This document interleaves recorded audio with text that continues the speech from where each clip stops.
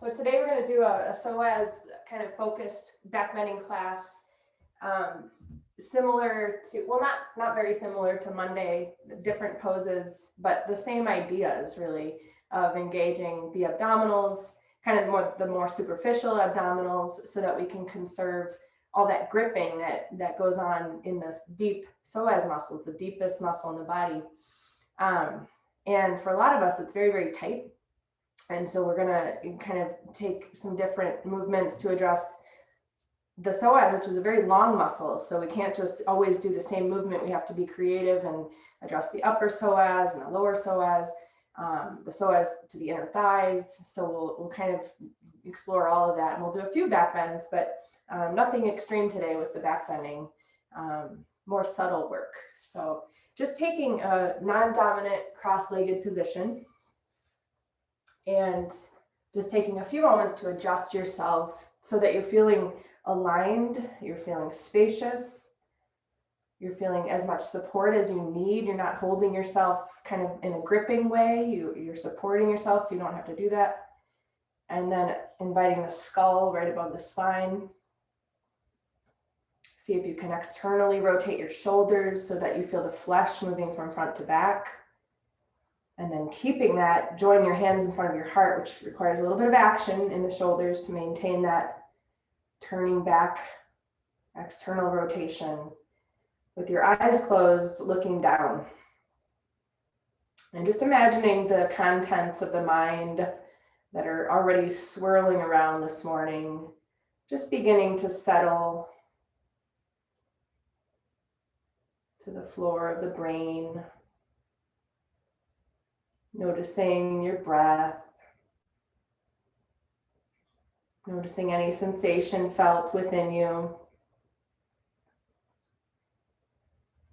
allowing your sitting bones to really connect with the floor, inviting the hips to settle, the inner thighs to release, the thigh bones to become even heavier. Unhinging your jaw if there's any clenching in the jaw.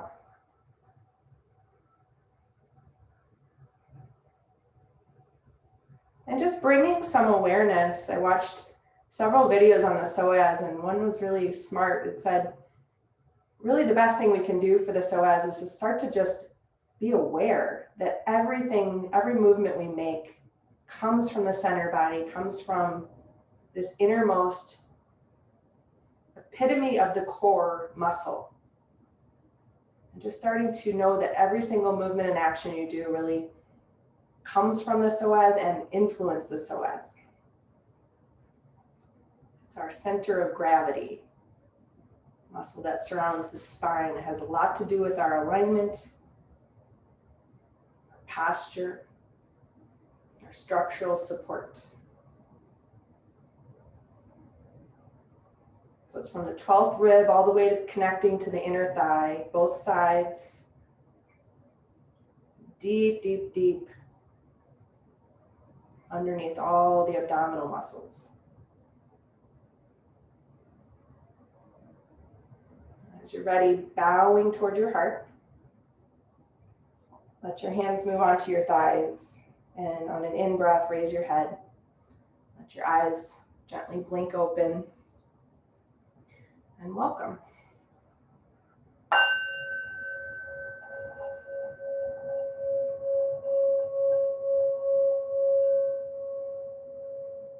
So we're going to come into hero pose and set up for that pose with whatever supports you need under the shins, between your thighs and your calf muscles, under your sitting bones, maybe under your butt. If you need a lot of support, you might take something more than a block. You might take a whole bolster.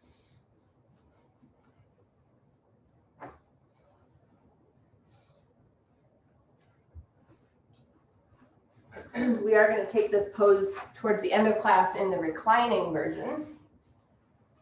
We're just kind of initiating that deep, deep stretch of your quadriceps, bringing the alignment that you need for the legs so that you see your kneecaps pointing forward, your toes pointing straight back. adjusting your shoulders to be in line with your hips. And so for a lot of us with tight psoas, while we're here, we can think about this. It tips the pelvis forward. It shortens the lumbar. And so hero pose really invites you to reverse that. You're going to take the tailbone forward. You're tipping the pelvis slightly back. You're elongating the front body, which is where the psoas lives, even though it's deep in the front body. It's still in the front body. So taking the tailbone forward, elongating your lumbar, and just taking a few breaths to engage the outer shins down, keeping some kind of anchoring sensation in your legs as you find more lightness in your torso.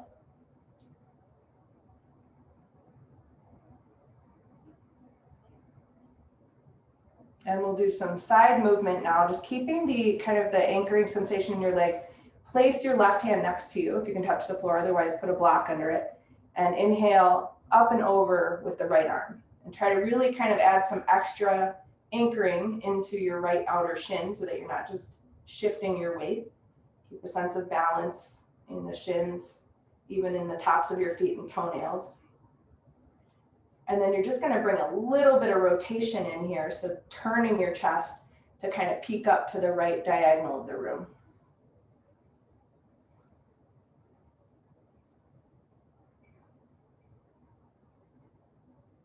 And then taking an in-breath to lift yourself out of it, placing the fingertips down, and then inhale, lengthen up and over with the left arm, bringing weight back to the left shin if you felt like you kind of shifted out of there. And then from this lateral movement, bringing a little bit of rotation, turning the chest, looking up toward the left kind of corner of the room. Keep your eyes settled toward the back of the head.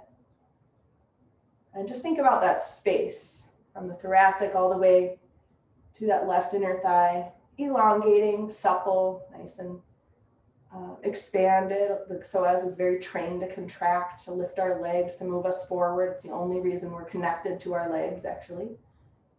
And then inhale up and out of it. And exhale, bring the arm down. Good. So we'll come back to Virasana towards the end of the class. You can come off. We're going to be moving on to our backs for a few different kind of psoas actions. And so all you're going to need is your block, one block. And we'll try to go on the medium setting of the block, horizontally underneath the sacrum. So you can start with your feet on the floor, lift your hips. And then just be on the backs of the arms with your palms up so that your chest is lifted and spread, your shoulders are settled. And once you have your block underneath you and the knees are bent, go ahead and extend your right leg and be on the right heel. And attempt to put your right toes above your heel. We know they like to fan out, so winding the inner thigh of the right leg down. And then you're just going to pressurize your right heel to encourage that opening of the right psoas muscle.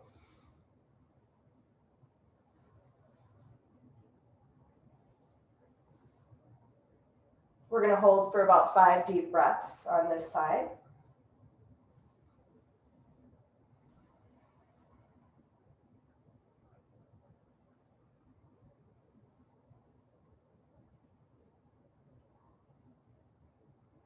And just another 2.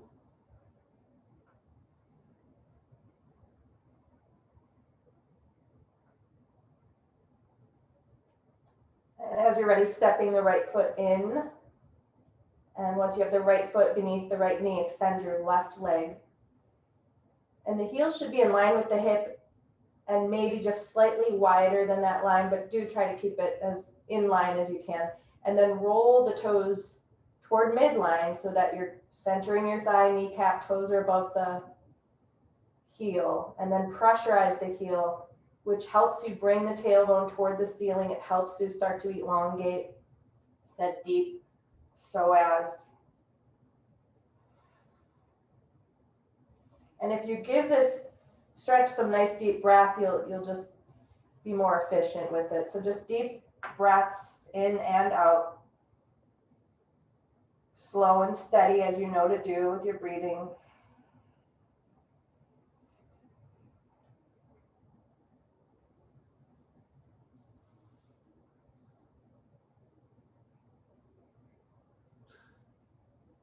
And 2 more of these deep breaths here.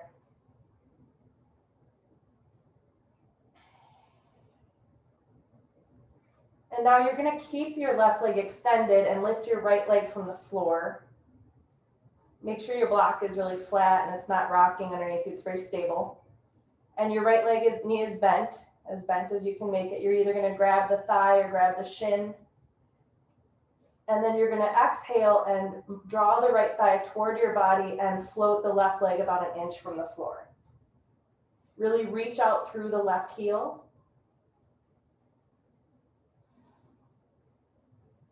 Keep the alignment of the left leg that we just worked on with toes above heel. Imagine you're pressing down into the left heel even though you're no longer in contact with the floor. Keep that kind of directionality going. And deep breaths.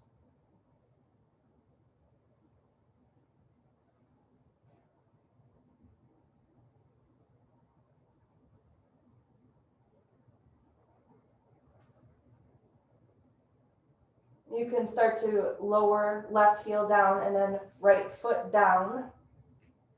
Step left foot underneath left knee. Extend right leg. And you can keep the heel down here as you draw the left leg up and either grab the thigh or the shin, your preference, whatever works better in your body. On an exhale, you'll lift your right heel just about 1 inch from the floor. Keep reaching out through that heel.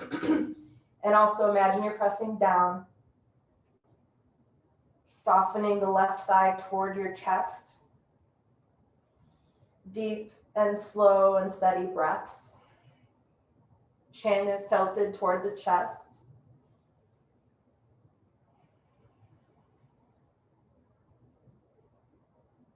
And as we work on the psoas muscles, you might start to notice, if you can sense, some of us can't, but if you can start to sense or even imagine, sometimes it's the imagination, but you might start to detect differences on right and left side. It's very common. We all have imbalances to the sides of the spine. Some affect the spine and the posture, some affect the hips, some affect both. Just see if you can kind of notice if there's any change from this side to the previous. And just 2 more breaths.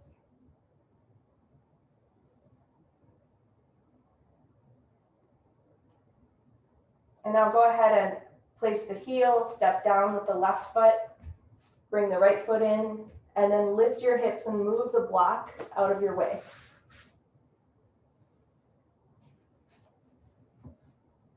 And go ahead and extend your left leg. You're going to bring your right knee to a 90-degree angle and grab behind the right thigh. And with your left hand, you're grabbing the back of your head. And on an exhale, you're going to pick up your head and your left heel. And you're still reaching out through that left heel and imagining you're pressing down. And you're resisting your right thigh into your hand. So your thigh doesn't come any closer to your body. You're pressing your thigh into your hand. You're pressing your head into your other hand. And you're breathing.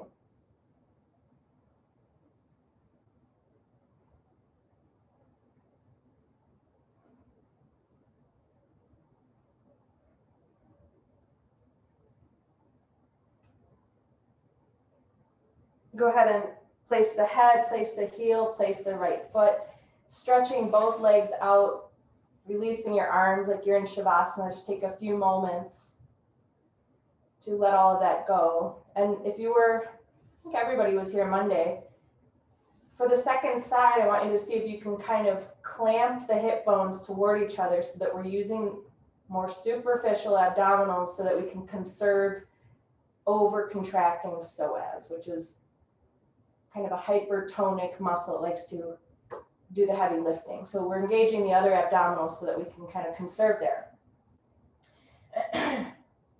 So go ahead and place your feet. We'll be extending right leg now. We'll be drawing left leg toward us. Left hand is the helper behind the thigh. right hand to the back of the head. And on an exhale, lift your head, lift your heel, and squeeze those hip bones together and resist your left thigh into your hand. 5 steady breaths. Reaching out through the right heel and pressing down without actually pressing down.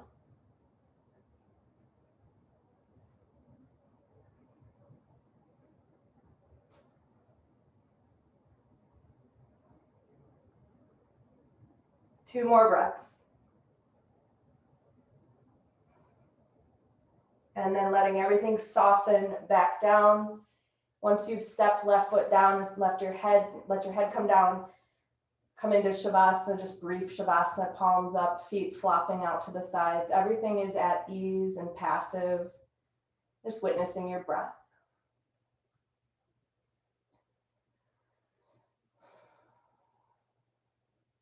So we'll come into Virasana, which is fish pose. It's really nice reclining. Back bend, also really good way to elongate kind of the upper psoas.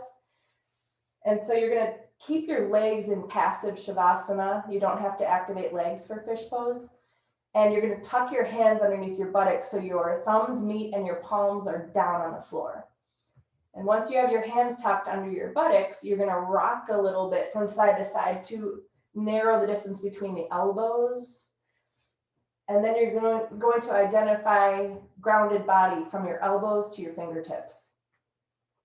On an exhale, pushing into that grounded body, move weight to the top of the head, but keep it light. And you're going to take 5 breaths, really kind of exaggerating your inhale to really invite an openness, a lengthening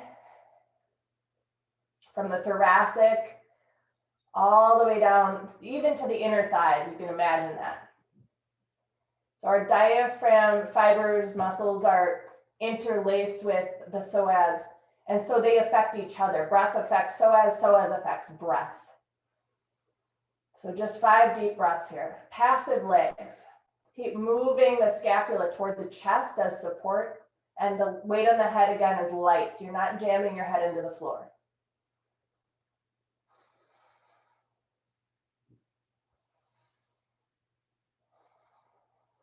Two more breaths.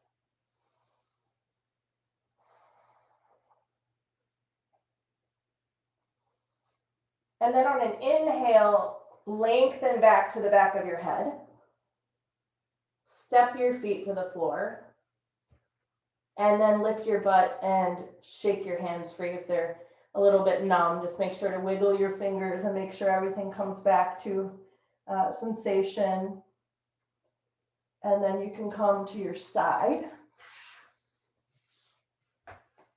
And we're going to come into cat-cow. Do a couple variations with that. And I'm going to face you guys because we're going to be doing some lateral movement. So I'm going to face you guys. So just starting with your very simple cat-cow action.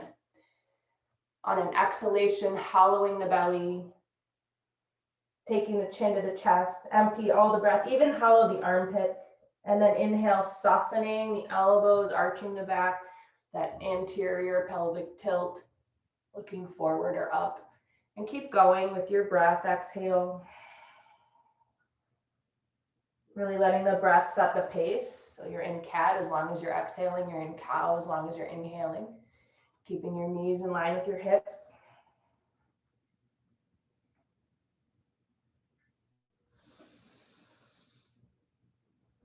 So about 80% of us have overly tight psoas. A lot fewer of us have overly elongated psoas. For most of us, we need to lengthen. So we're kind of taking that approach for these classes this week. Okay, so you're going to come back to kind of a neutral position with your next breath, and we'll step the right foot out sideways. Your toes are going to face forward, and you're going to try to grab the kind of the blade edge of the outer foot, bring it to the floor. So you're active in that leg. Okay, it should be in line with your right heel should be in line with your left knee, so it's not behind you or in front of you, it's right to the side. Good, and you're going back to cat-cow now. So exhale. Inhale. Okay, so we're getting into that attachment point at the lesser trochanter of the psoas on the right leg, the inner thigh is the feature that we're talking about. Inhale, exhale. So keep going. We'll do about 4 more here. And be active, grabbing the floor with the outer right foot. That's important.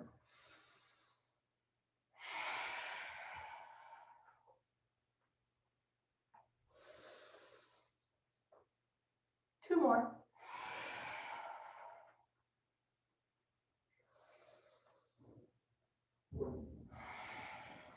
Last one here. Good. Finish up. And then when you finish whatever breath you're on, find neutral spine, and you're going to help yourself come up. And you're going to turn your right toes out. So we're coming into Paridasana, which is a really good side body movement. We're going to be moving into whatever this is. Sometimes my brain forgets. This is left side, thank you. Took a minute, it's Friday. Okay, so we're going to take the arms up. And then you're going to leave the back of the right hand on your thigh or knee, whatever it touches. And on an exhale, extending to the right. So left side body is getting a nice big kind of opening here. But like we did earlier in hero pose, we're going to bring a little bit of rotation into it, which helps the psoas release, to bring a little bit of rotation in. So taking the left hand to the back of the head. Good. And then taking that elbow tip up and slightly back. So you're gently looking toward the diagonal kind of left corner of the room. And stay for 5 breaths. Try to squeeze that right thigh muscle enough that you're not feeling your kneecap wobble around. You have a really firm leg. 2 more breaths. Go ahead. And now on an in-breath, help yourself up. We're going to now address the right side with a version of side angle pose. You can put a block under your hand here if the floor feels like it's way too far away. You can always add height by bringing the floor to you with a block. If you need a little more stability, you can swing your left shin kind of diagonally. It doesn't have to be directly behind the knee. And then just take a moment to stack your hips. So you're rolling your left buttock forward, you're inviting the right hip point back. And then we're going to take a vertically stacked right arm to begin with, revolving at the shoulder, and then aligning the biceps with the ear. So do your best to bring your right ear to your right biceps so that we continue the line of energy from the tailbone out through the top of the head. And then I want you to, again, revolve the torso a little bit, like your chest really wants to see something on the ceiling. So turning the chest.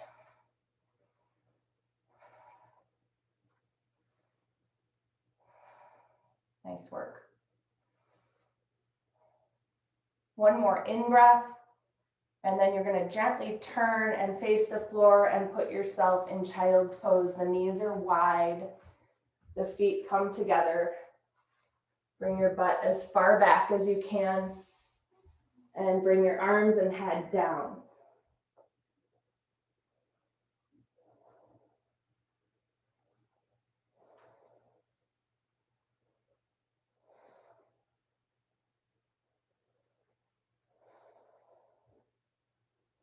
So we'll do all of that now kind of on the other side. So you can start with the simple cat-cow, knees underneath you version first. And just beginning on an exhalation, rounding the back. Inhale, arching the back. Let's do 3 more full breaths.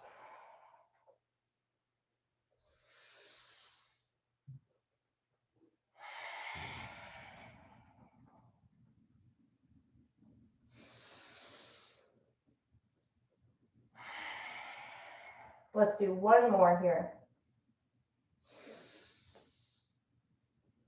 Good. Next breath, just a neutral spine as you extend your left leg to the side. Remember, the left heel lines up with the right knee, and your left toes are going to be pointing forward. For gait, we'll turn them out sideways. For this cat-cow, they're forward and you're grabbing the floor with the outer foot. You should be able to see a little dome in your arch of your inner foot, so that's important too. Okay, and then you're going to start your cat-cows again with your own breath guiding you.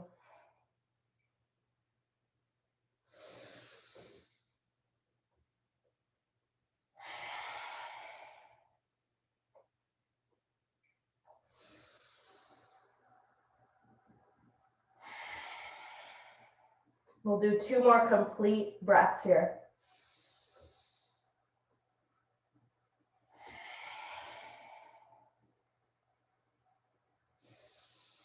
Be active with that leg. Good. Next breath, neutral spine. You're going to help yourself stack your spine, and now you can turn your left toes out so they're pointing off to the left for Paragasana. We'll raise the arms.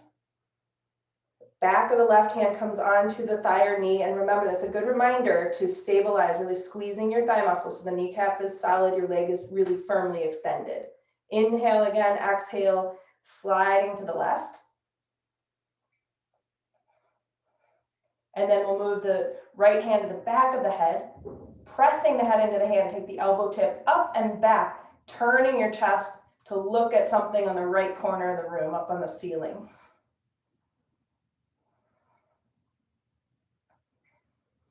Big breaths, that's important. Big, deep breaths here.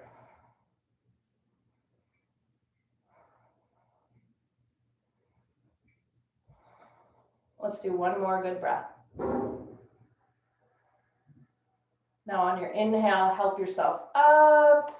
We're going to go into that version of side angle pose with a kneeling.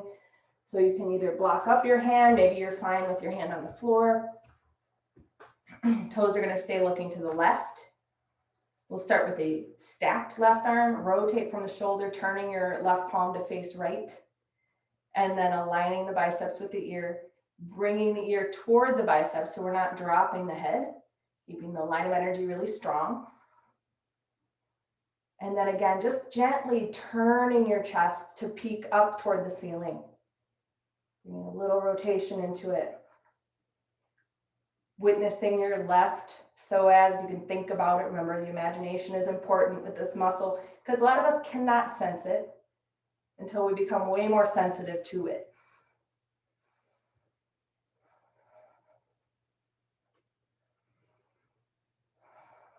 Two more breaths.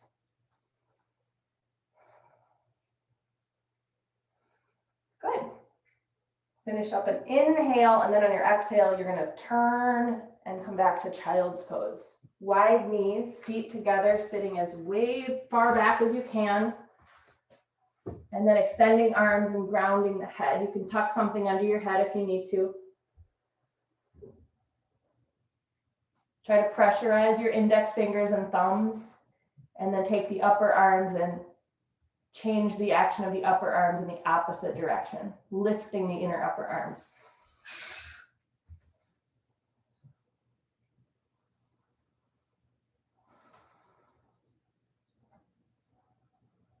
So we want to have a strong psoas, but a tense psoas isn't strong. So that's why we work with lengthening the psoas and strengthening the psoas. And what we're about to do is going to do both. So you're going to come onto your front side. We're going to set up for Sphinx Pose. So your legs can be slightly wider than hips. You want to center your thighs, your kneecaps are down, your small toes are down. You're lifting your inner thighs up. You're adjusting the pelvis back, tipping it back so that your tailbone moves into the floor. Your elbows are in line with yours. Try to anchor your inner wrists. And then see if you can press the shoulder blades toward the chest to find the chest lifting and spreading. Externally rotate your shoulders, which sometimes is more in the imagination, but move the flesh of the shoulders from front to back.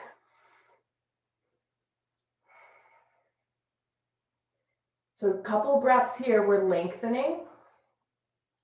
We are going to, about in a couple breaths, move into a forearm plank.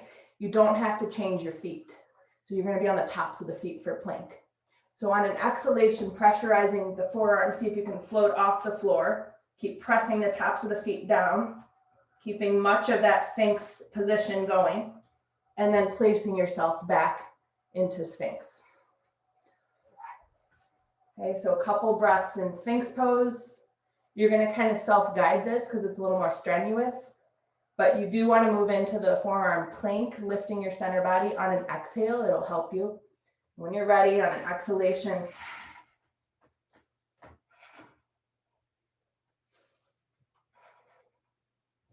coming back to the floor. We'll do a couple more.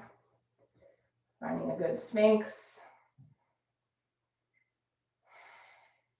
Remember how when you're in the forearm plank, pressing the feet into the floor is going to help you with the action of the pelvic tilt. So use the tops of the feet pressurizing to help you bring the pelvis into the good alignment that we want. So again, on an exhale,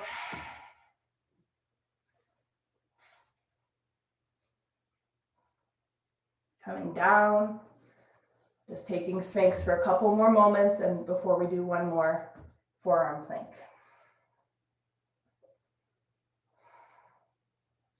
On an exhale, come back into forearm plank. 3 breaths if you can. Good. And then once you're down, make a little pillow out of your arms, rest your head, bend your knees, and sweep your legs back and forth.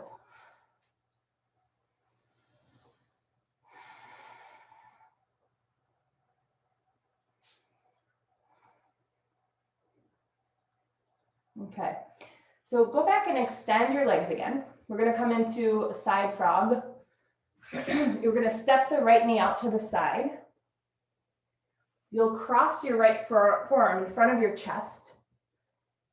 And then you're going to step your left hand out to the side. And then you're gently inviting your chest to turn to the left. So a few things here. You want to maybe elevate the right knee if you're not feeling much, but most of us do. If you're feeling too much, you might drop your right knee down so it's lower than hip line. And if you're not feeling enough, the opposite is true. You want to raise the knee slightly above hip line.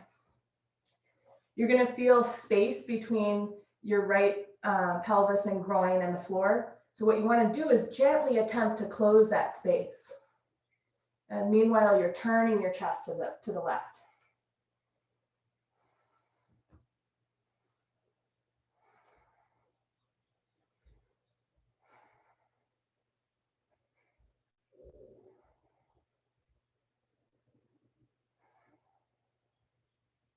Good. Any amount more, just bringing the chest farther to the left, keeping the gap minimal on the right inner thigh. And then you're going to gently help yourself come out of it. Extend your right leg. Take a moment to windshield wiper your legs. Just give them a little kind of playful movement here to release that.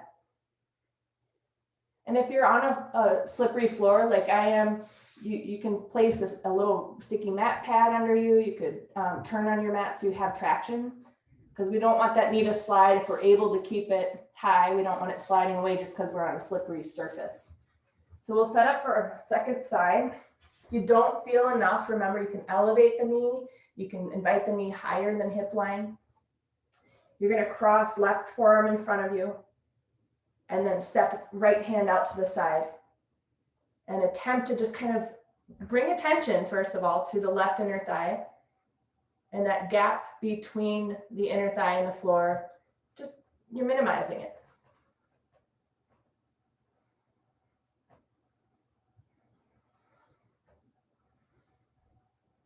Deep breaths.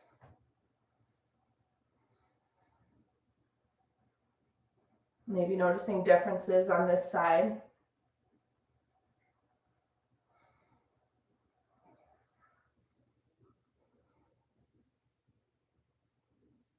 Two more breaths.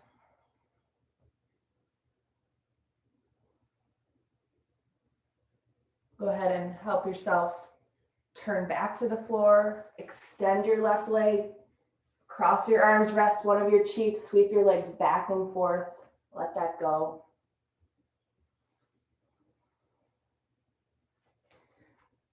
All right, so we do lunges a lot in back bending week, but we're gonna do one today.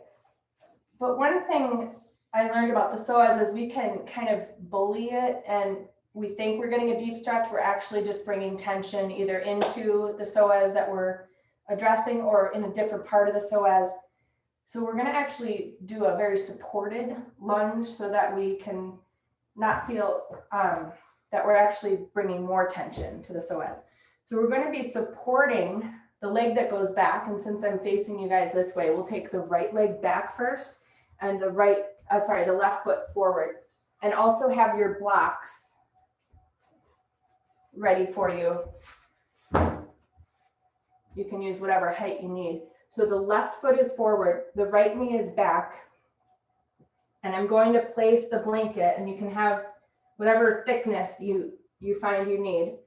And you want to place it kind of filling in the gap between right in front of the kneecap, right above the kneecap, and up the thigh. We'll be on our hands with the hands right under the shoulders.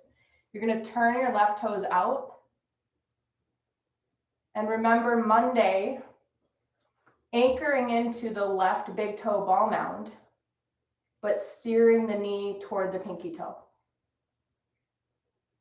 Okay, so right thigh should be supported.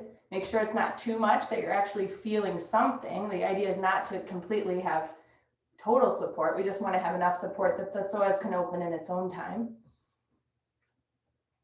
So we'll stay facing forward for the first few breaths with the kind of the chest up. And we're on long arms. Keep anchoring into left big toe ball mound, steering the kneecap to the small toe. Your toes are turned out 45 degrees. And now keeping that action, come down to your forearms on those blocks.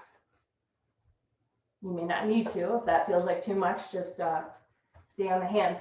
And make sure you're working with the right amount of support underneath you. I just reduced mine because it was overly so and I wasn't feeling anything. So just make sure the support is enough, not too much.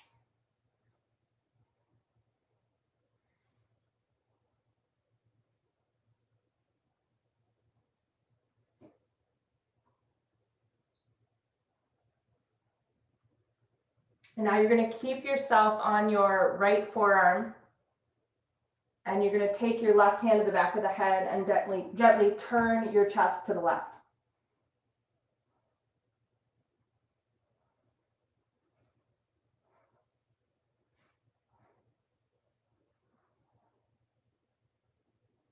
And now come back to forearms. Bow your head.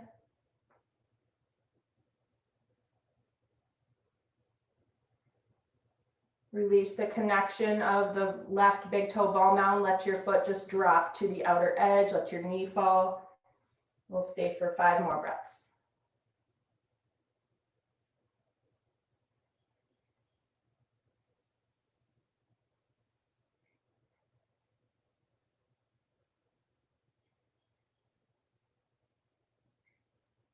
And start to come back to your hands on your blocks. Help yourself kind of shift your weight back, and we'll switch to the other side. So you're going to be working with your blanket support off to the left side. The right foot is forward, the left knee is kneeling.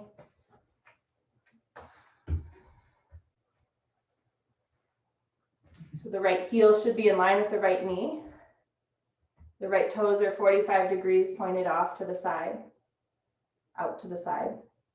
And then your blanket support is right above the knee, whatever amount of thickness you need. And we'll start with our hands on the blocks in line with our shoulders, anchoring into the right big toe ball mound as we gently wing the knee out.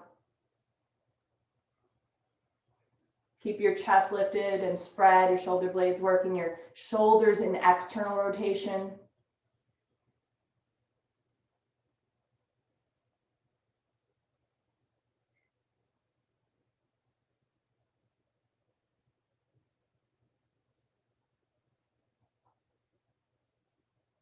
Now come down to the forearms. You're going to keep the action of the big toe ball mound on the right anchored as you keep winging the knee out. You're going to bow your head.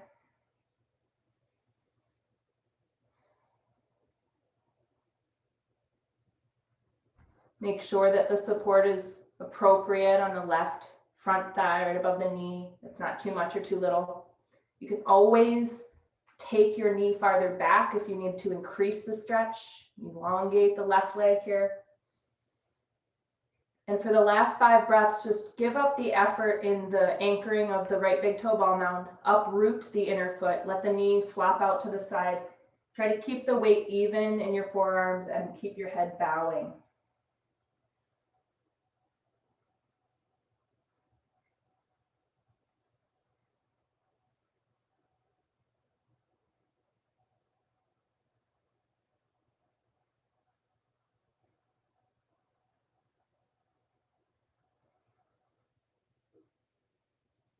After an exhale, you can start to bring yourself back to your hands. Start to shift your weight back.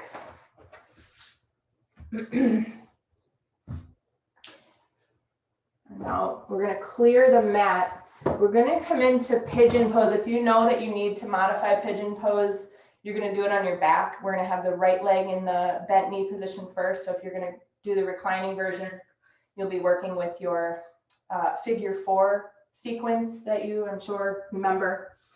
And if not, I'll guide you through it. But we're going to come into the pose from downward dog. Taking the toes underneath, and on an exhale, extending the legs. We're going to raise the right leg straight back, and at the peak height, bend your knee and shine your hips to the right, and see if you can move a little bit of the weight of the right leg to the left to help you encourage the psoas on the right to elongate. Just a few breaths there. And then rotate the hips back to pointing evenly to the floor. And on an exhale, pull your right knee to your right elbow and swing your right ankle to your left wrist so that the shin is attempting to cross the mat. And then you're going to fill in any empty space between your right hip and the floor with, it could be a bolster if it's significant. It could be thinner like a blanket.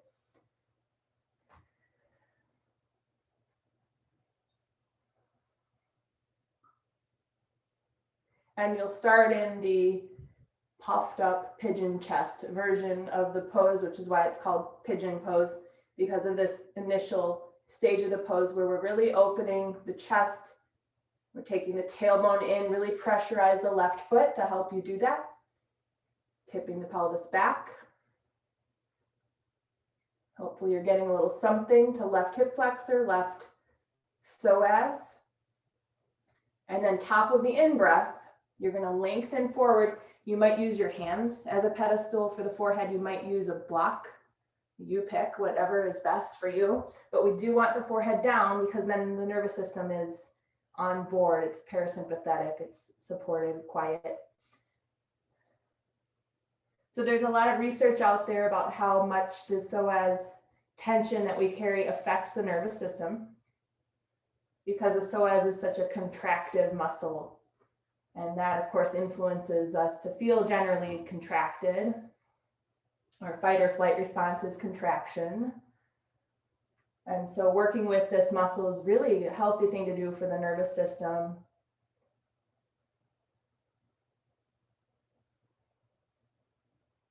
So we'll stay for 5 breaths. I'm looking to see if anybody's in the reclining version, but I don't see you doing that. So we're all here. Keeping the shoulders level, the hips level.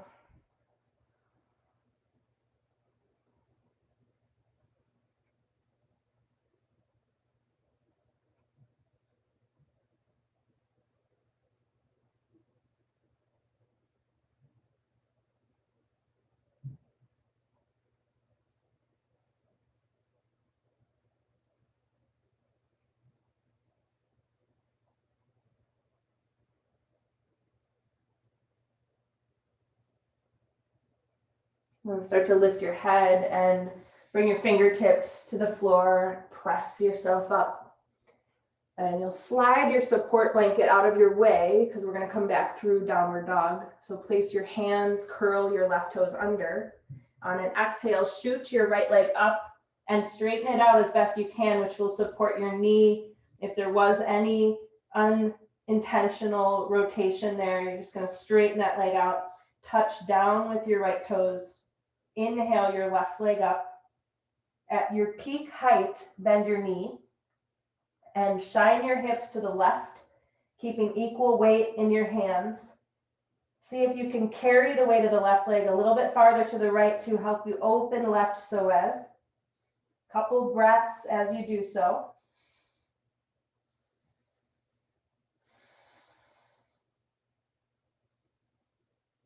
Return your hips to square position. Exhale the left knee to left elbow, the left ankle to right wrist for pigeon setup.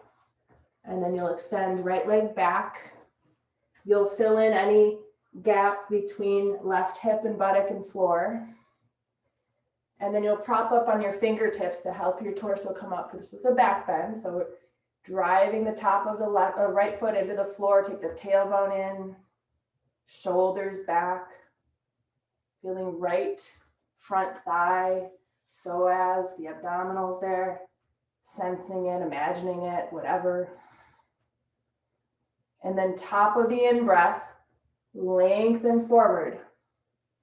Place your forehead on something that makes your neck smooth and even. You don't want to be dunking your head to the floor here. You want to bring the floor up to your head.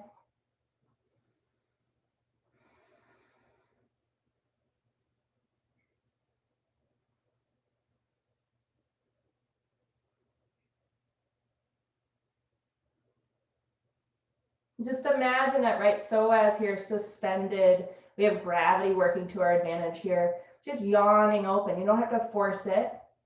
Every inhale, you're lengthening.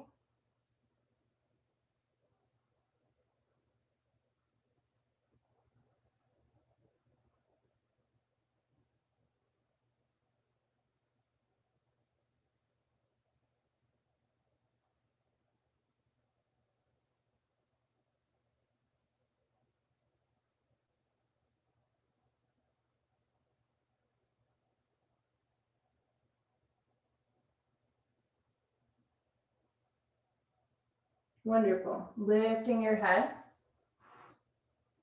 Coming back to fingertips.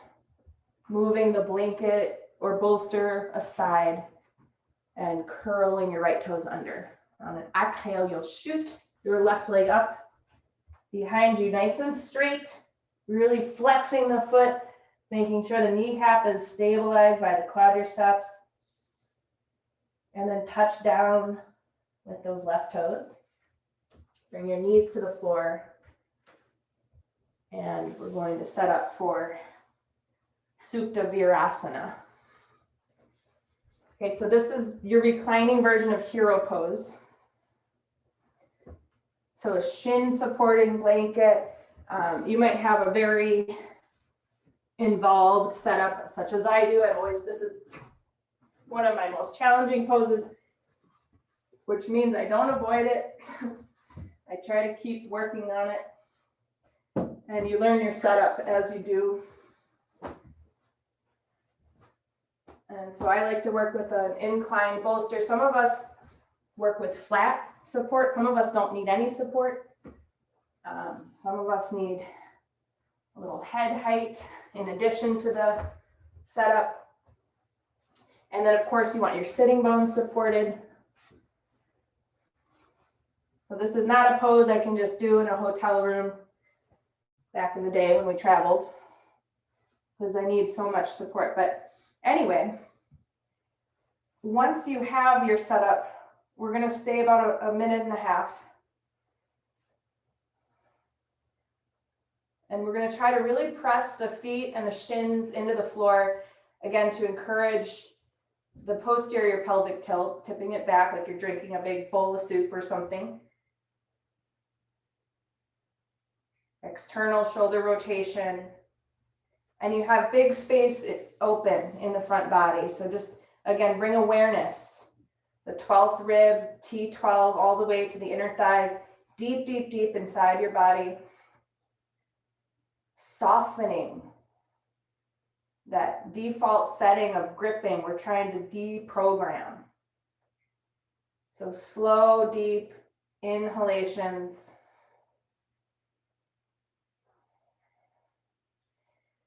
After a few moments in Supta Virasana, you might be able to start to move the hands away from the feet and start to extend the torso by elongating your arms, thinking about the arms as extensions of the sides of the trunk.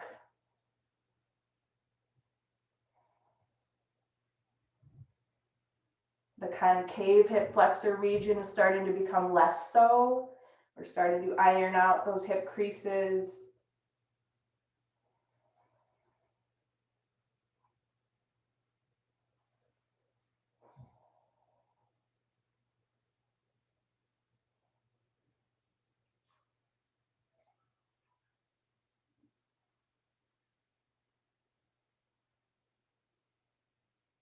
About 5 more breaths, slow and steady.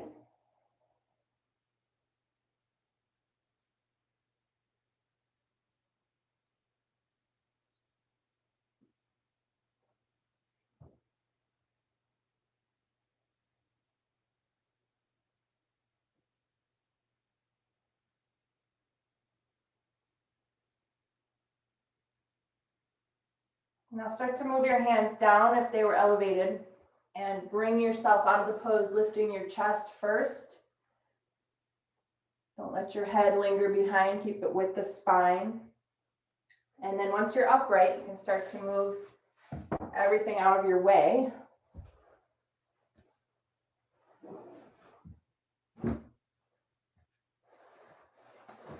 And you may or may not need a strap for the very last pose we're going to do, which is Padasana, which is kind of a grand finale of all this work we've been doing today.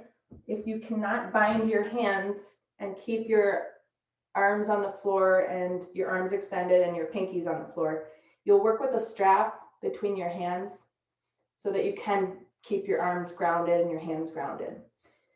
So you might not know until you get there, so just keep a strap kind of available. And we will set up with the block, either a medium height, this time running with the spine, so the vertical spine-wise block, not crossing the spine. So medium height vertical or tall height vertical. It's going under the sacrum tailbone region. And then you want to either clasp your hands or work with your strap so that your arms are fully straight and your hands aren't floating off the ground. They're touching the floor.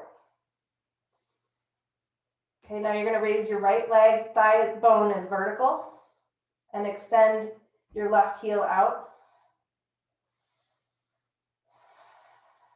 Extend your right leg up. And press your left heel into the floor. Keep your chin and chest snuggled together. And work with the power of your arms to keep yourself kind of stable. Now bend your right knee, step down, step your left foot in, extend your right heel out, draw your left leg in, thigh bone vertical, and from there extending the leg up. Pressing right heel into the floor. Big breaths. Try to witness, if you can't see, most of us can't see the right toes here, but put the right toes vertical so they're not flaring out. Roll your right inner thigh down. And now step your left foot down and extend your left leg. Both heels pressing down, tailbone moving up. 5 breaths.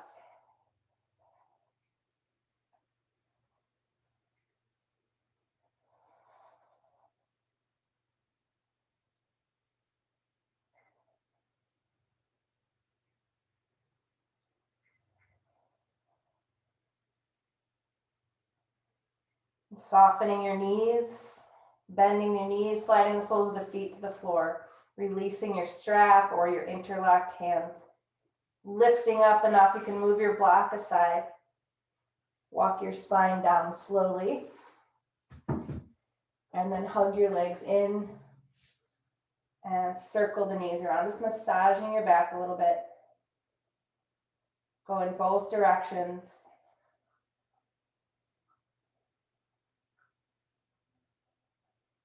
And stepping your feet down, hands to the belly, feet are wide.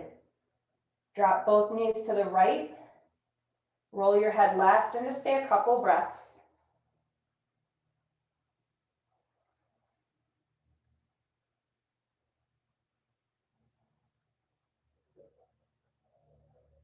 Move your head center, knees center. Keep the knees floating over to the left, head to the right, and a few breaths.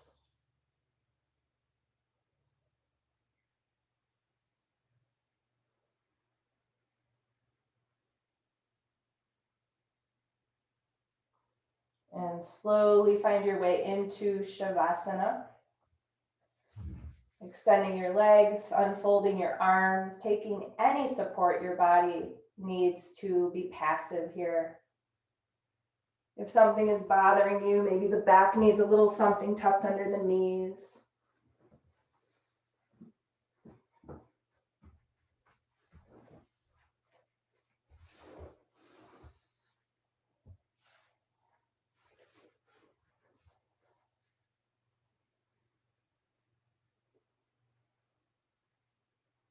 And just as we work so hard to take wise actions in our practice, now the role is to deactivate everything. So just kind of scan your body from head to feet, softening, releasing, letting your body melt into the floor, letting the front body melt into the back body.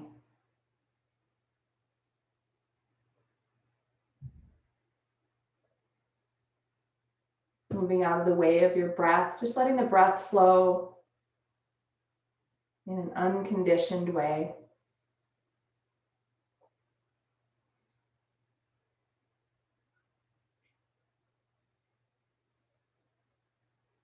Noticing any residuals from this particular practice today.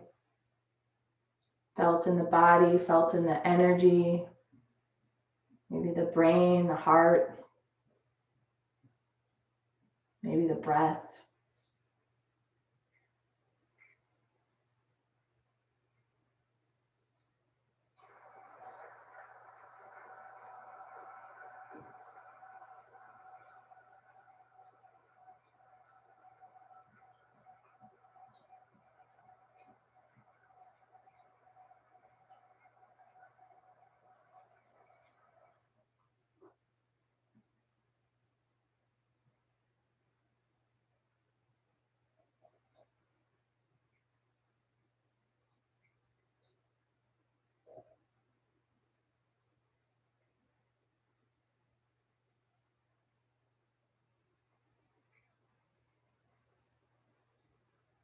For the next 3 breaths, just drawing the breath in for 4 counts and releasing for 6 counts.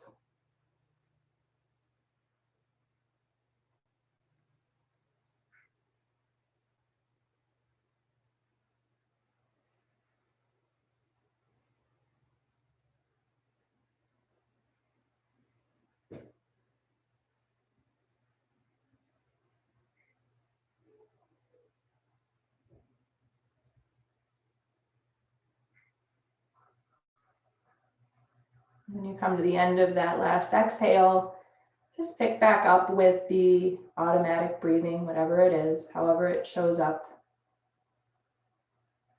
Giving your fullest attention to your breath.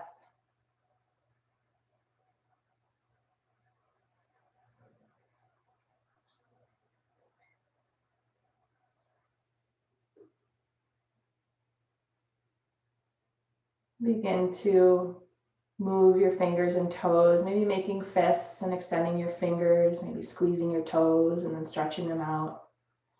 Starting to move your wrists and your ankles. Rock your head gently from side to side.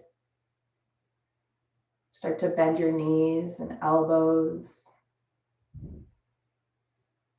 And then from there, moving to your side and just staying at least 3 or 4 breaths on your side.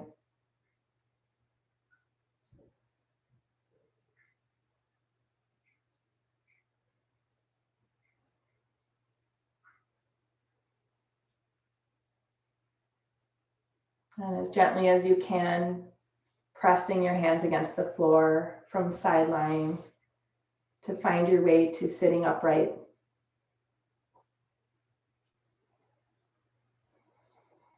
And when you find yourself sitting upright, join your hands together in front of your heart, pressing slightly up on the breastbone. Lift the corners of the mouth, soften the face. Let's take a deep breath in through the nose and let it go. From the place within me that I know to be divine, I honor that place within each of you. Namaste.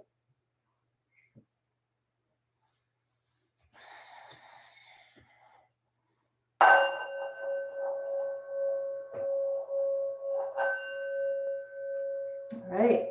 Well, thanks for joining today, and I look forward to seeing you guys next week. Have a beautiful weekend. It's supposed to be pretty nice out. We'll see you soon.